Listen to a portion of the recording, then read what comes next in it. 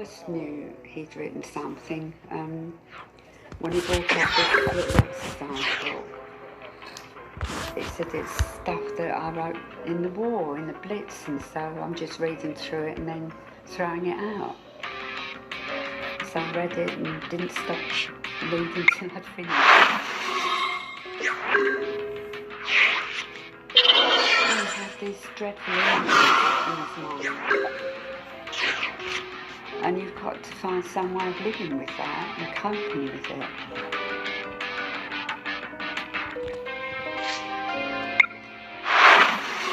What better way than to put it on paper? I don't think we lost it. Perhaps she'd lost her youth in that period of time. Everything she'd known had been blown away. After that, nothing else mattered. Anne Egan was reunited with her parents 2 years later. George Wheeler left the fire service to join the RAF and served the rest of the war in France and Belgium. Jessica Baker is now a volunteer guide at St. George. Among the stories of its history she tells is the nights the cathedral stayed standing while the city around it burned. Leonard Russell became one of Britain's greatest war artists. His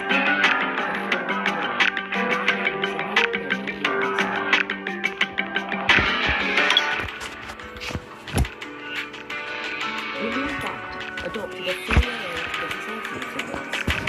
He and his wife were friends. Her name was Barbara.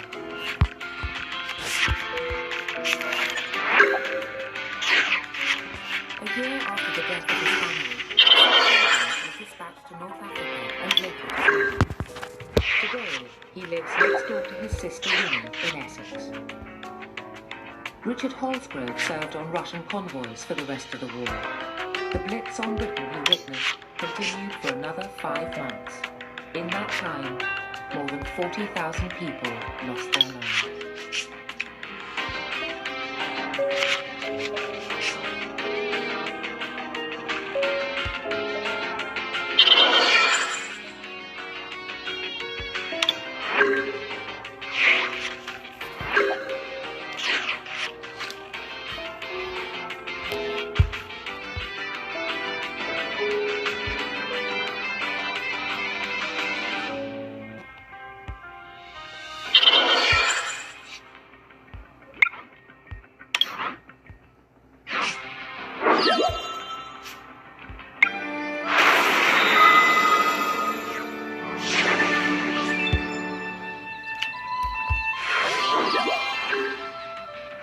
These are the rolling fields of Picardy in northern France.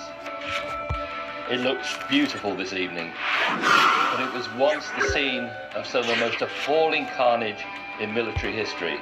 This is the epicenter of the Somme battlefield. The first day of the Battle of the Somme was the greatest British military disaster of the First World War. The village below us is La Boisselle, and on the 1st of July 1916 in the valley of the 11,500 men became casualties. The highest concentration on the entire battlefield that day. We know a great deal about the killing fields of the Somme, but in fact there was another battlefield, a private battlefield, right beneath our feet. This is one of the great mysteries of the Somme, the hidden networks of tunnels that sleep beneath its villages and fields. Here, British tunnelers fought a brutal underground war, planting huge mines beneath the German front line.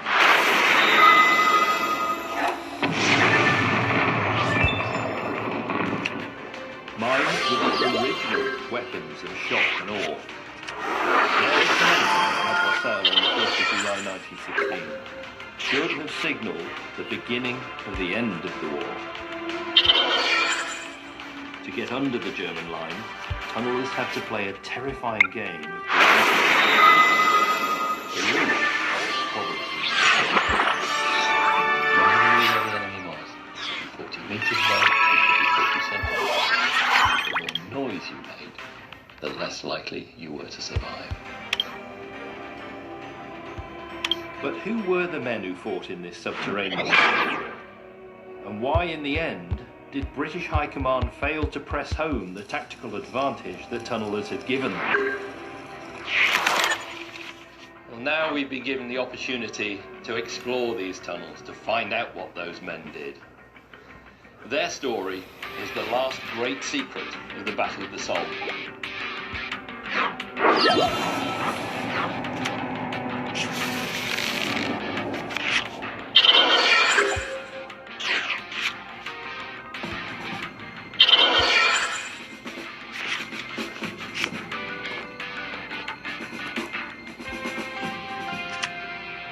Whilst La Boisselle has now been rebuilt and the land returned to agriculture, this crater field, the physical legacy of war, is one of only a handful of untouched sites on the Somme today.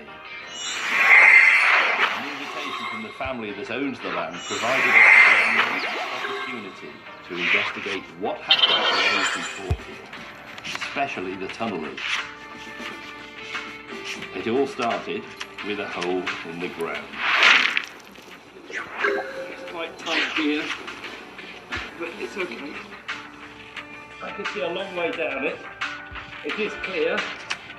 This is the strange world on which the novel Birdsong was based.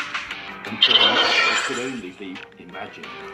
I'll weave it further. Okay. We know 1,000 men once worked here. Keep your belly back to the ground. Yep. You can see. Our first venture underground proved remarkable. Above us, the evidence of the struggle has faded. Candle burns here and there, but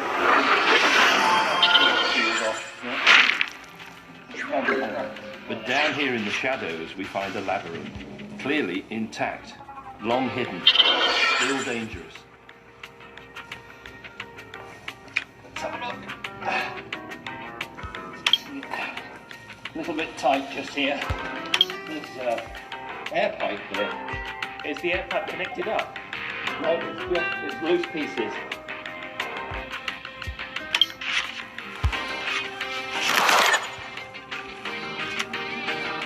For the most part, history has overlooked the tunnels' role, and their primitive war has remained mysterious. We soon found evidence of their character. There's writing here.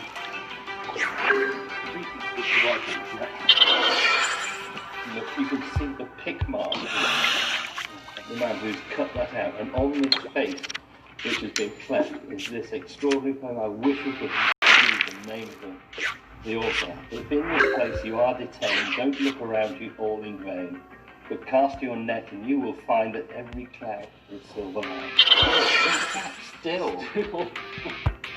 Thanks, those last 5 letters are really remarkable. Still, the word still, that speaks volumes, because the man who wrote this, right in this jaws of this, that every cloud is silver line.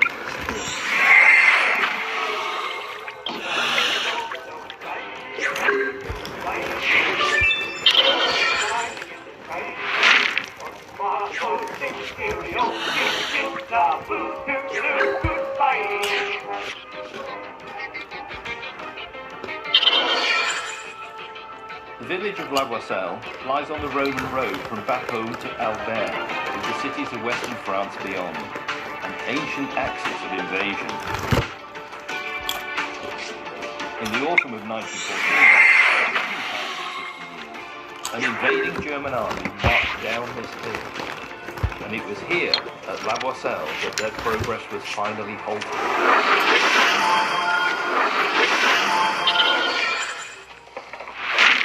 This is one of the earliest maps produced at La Boisselle. It's a French one, and it shows us exactly what the village is like at the onset of positional warfare, at the onset of trench warfare. The Germans were driving through on this axis, pushing through the village, trying to take Alba and the French were coming in this direction, pushing up the same axis, and everything came to a stop.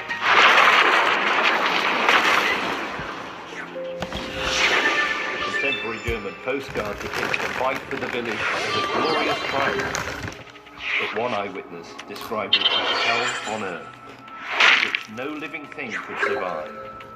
Such was the intensity of the fighting. Another recorded that no sign of life appeared over the surface of the ground. Even the grass was withered by the fumes of high explosives. Death, indeed, was emperor. La Boisselle was a cauldron.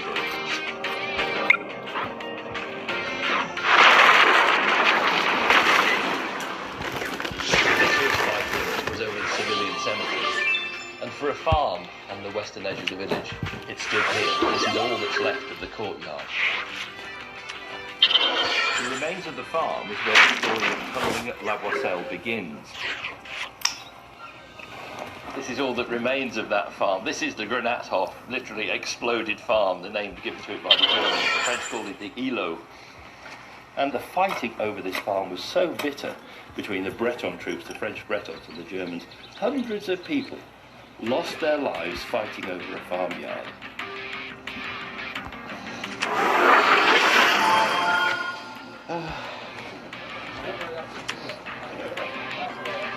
There was a chest here, and probably one here. Over here. Probably somewhere else. Here, and lying in this direction. Yeah, in fact, it was just like that with your hand. Probably, there's a right place here. This is his rifle. Yeah. The Breton troops fought against heavy odds to hold back the enemy here. Their homeland and their pride was at stake. The French will not withdraw behind the existing front line because they have bought that front line the lives of hundreds of their men. And if that line was to be lost, if that line was to be given up, it would be a betrayal of their sacrifice.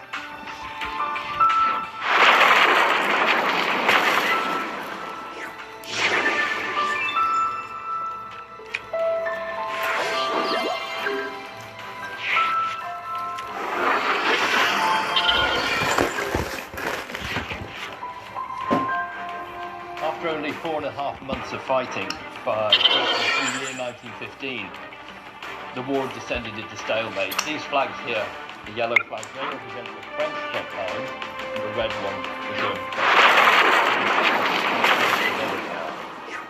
And what was about to take place was almost medieval. Trench against trench, static warfare, siege warfare. The trenches were fortifications on both sides. In between, you had no man's land. And that was the perfect environment for military mining.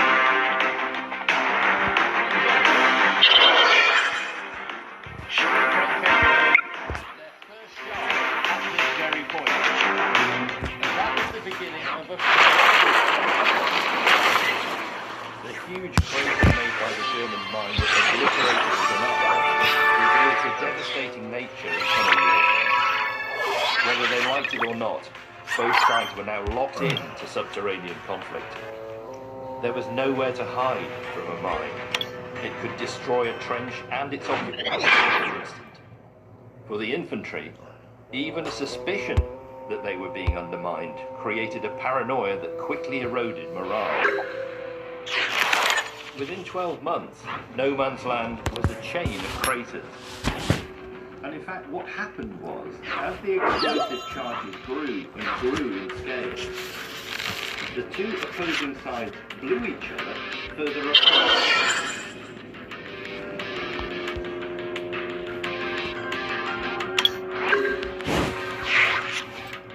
Tunnelling had long been a valuable tactic when enemy positions proved impregnable, or in the case of the castle or fortress, immovable. military mining is as old as siege warfare itself. It'd be a mistake to think that military mining and tunnelling was born in the First World War. In fact, it has a 4,000-year history. But there's only a handful of places on Earth where you can visit an early mine. And this is one of them. I'm on the east coast of Scotland, St Andrews Castle. And beneath us here is not only an offensive mine, but a counter mine. Defense coming down to meet the offensive. That is what mining and tunnelling in the First World War was all about.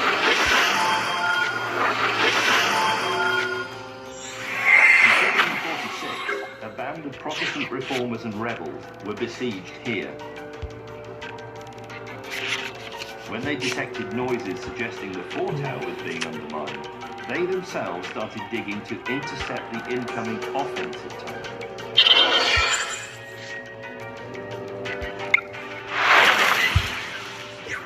Now the offensive tunnel just steeply down, underneath the ditch. The next target is that fort tower. And there they would have dug a chamber and gunpowder. The reason why this place is so big is because they were using pack animals to remove the to carry it out up these steps. The steps are original, but of course at La Rochelle, those pack animals were infantry. But the key part of this system is just up ahead.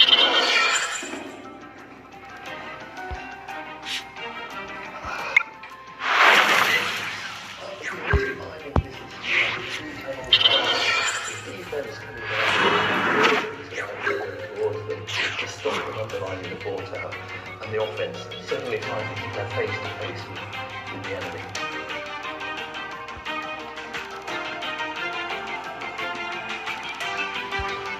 Strange thoughts falling through this place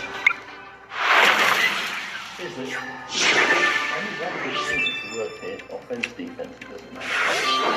First fought in 500 years of history, 7 minutes of the war, you're the first. And within 5 minutes, you would know exactly what to do. And that's because they did not change one job because they simply didn't have to.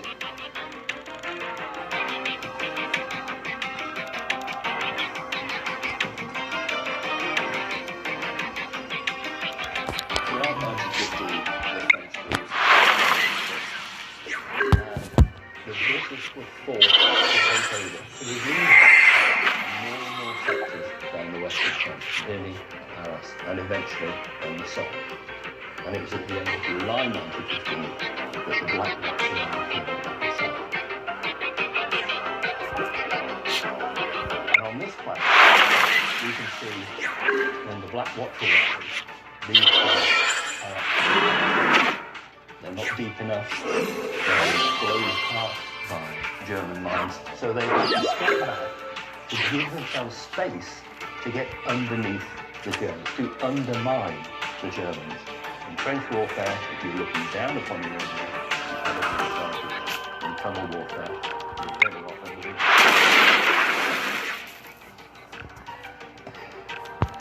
Schoon Street Trench.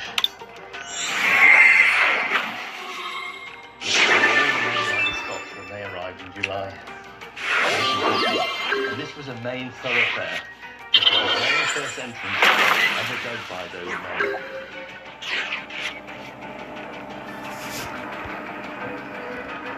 The tunnels and trenches around Schoon Street, occupied by the Black Watch, are where we begin our deeper excavation.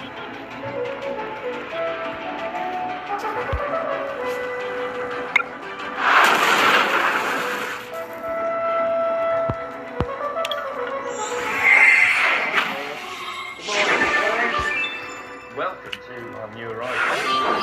It's frankly been unbelievable what we've found, what we've learned. Every single minute we've been here has thrown up new information. It's been very, very surprising.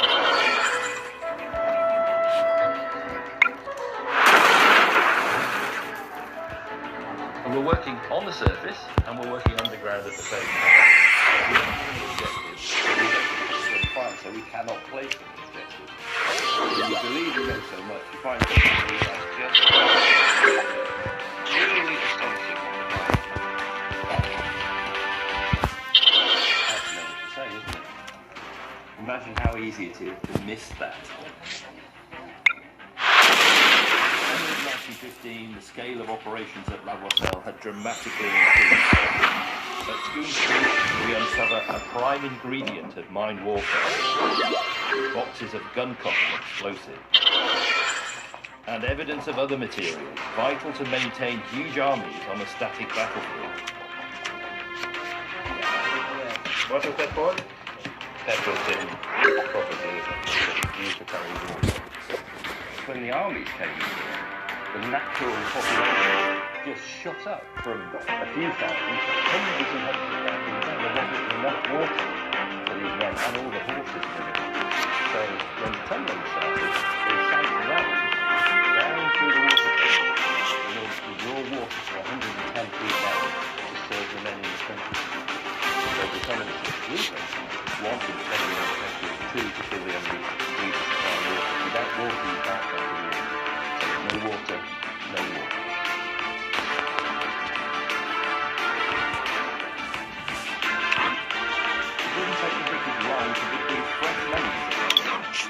The French Elo was rechristened the Glory Hole, a title that came to hold fearsome undertones to the soldiers who served there.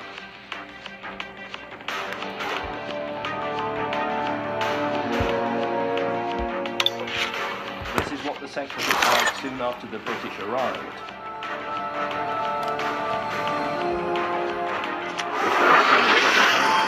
Were unconnected, low, narrow, airless, hazardous, and too shallow to be effective.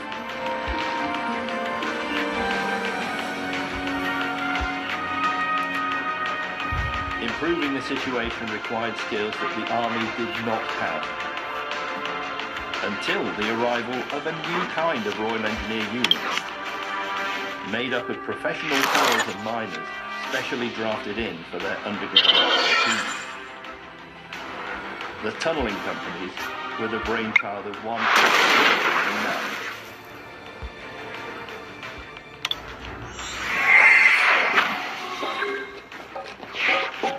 This manhole here in Manchester introduces one of the great characters in tunnelling story, John Norton Griffiths. He was a millionaire, entrepreneur, engineer, and it was his men who were digging these soils in 1913 beneath Manchester. When war was declared, Norton Griffiths' company was building an extension to Manchester's main drainage system.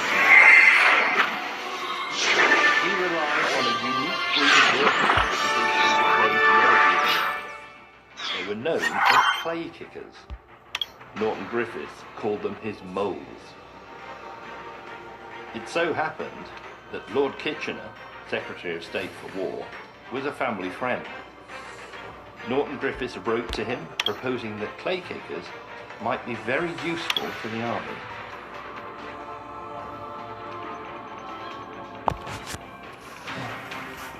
Norton Griffiths, of course, wasn't suggesting to Kitchener that his moles should be digging huge sewer-like structures, as we saw beneath the streets of Manchester. No, what he was saying was that his men, his moles, could dig small, narrow, constricted tunnels, which would get underneath the German lines swiftly or silently. And none of the British military establishment believed that the war was going to extend beyond Christmas at that time. So the letter is simply filed under M for moles.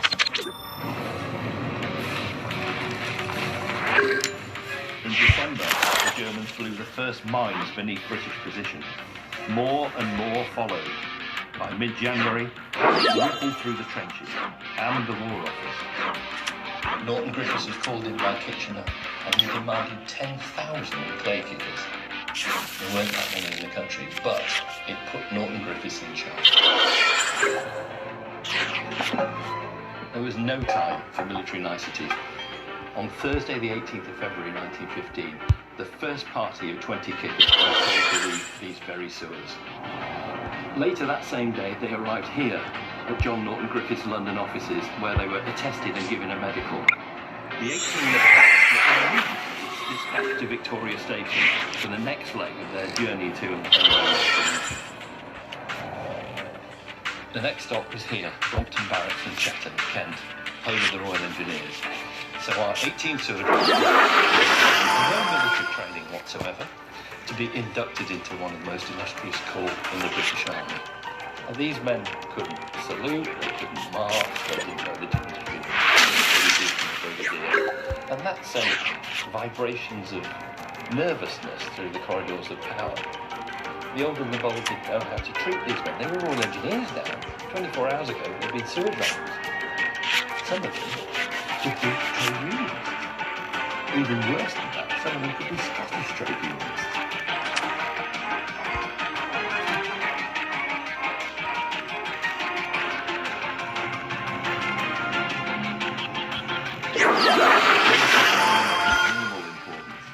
They were there to dig, to counter the escalating German underground threat. That very same evening, they travelled to France, and within 30 minutes, the British had them tunnelling towards the enemy.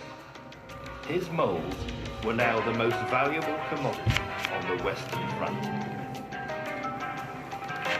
This is the Clayton team. The bagger is partially connected to the back.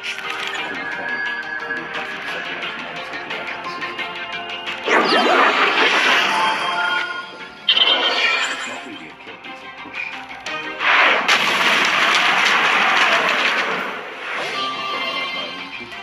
They put another set to do it, so they can do it. You're moving towards the end, 9 inches at a time, 9 inches at a time, 9 inches at a time, all the way to Berlin almost.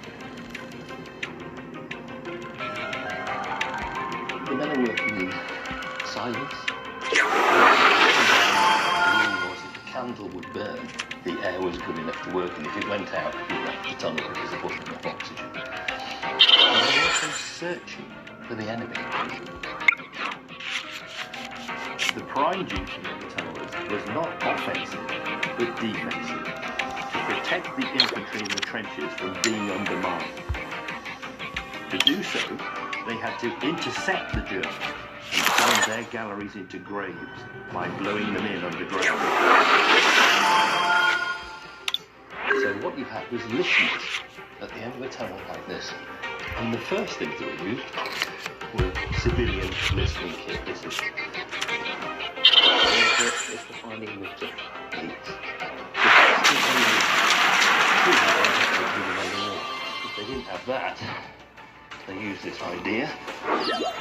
Biscuit tin, fill it with water, and on the water surface, the vibrations of German tunnels nearby would make that water ripple. And in November 1915, Norton with one of these, the geophone, and with it, you could 100 feet away, and you could track them in chalk. You could pick them up 260 feet away, an extraordinary distance. And what that allowed you to do was to track their progress towards you. And if they didn't hear you first, you could chew the moment.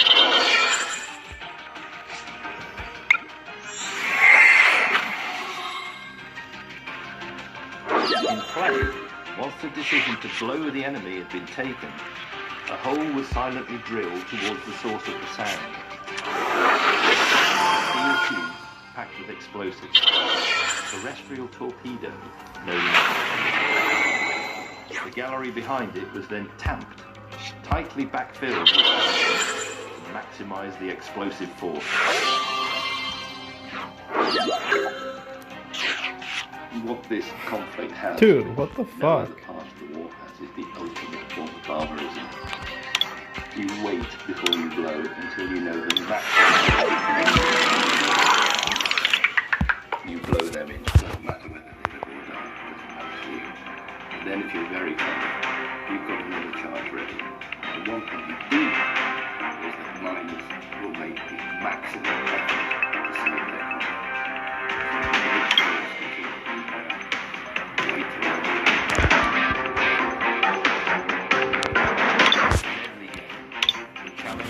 hear and kill the enemy before he heard and killed you.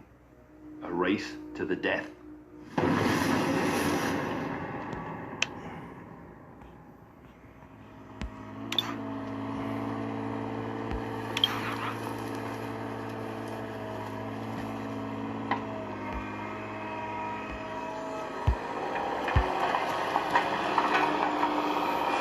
It's funny because when you're digging at home, you're digging for totally different reasons than what you're digging for out here. This seems to mean so much more. The rewards are far greater. They mean something to the men that are out here all the time. You know, they've never gone home.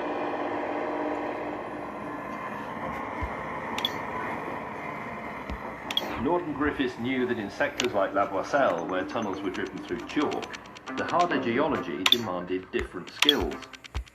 So he began to recruit coal miners. Norton Griffiths tours collieries asking for men to come forward, and the men who by and large enlist are those who've tried to join the infantry and have been rejected. So men who are too old, men in their late 30s, into their 40s, and many of them lie about their age.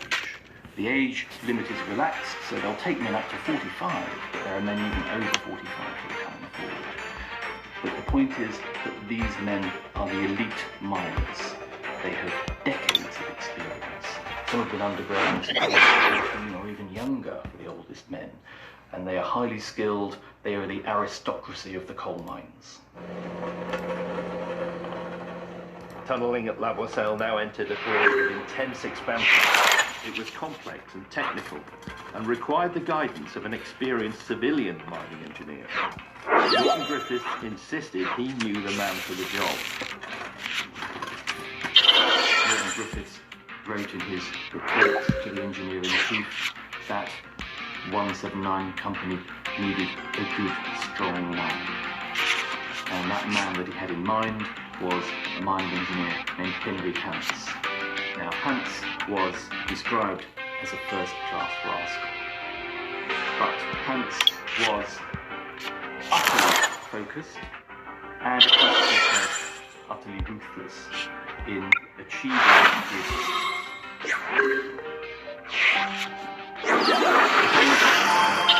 traditional way of letting off steam. They were often very fond of drink, and in fact drunkenness was a problem that affected the economy of companies. Something that really illustrates the ruthless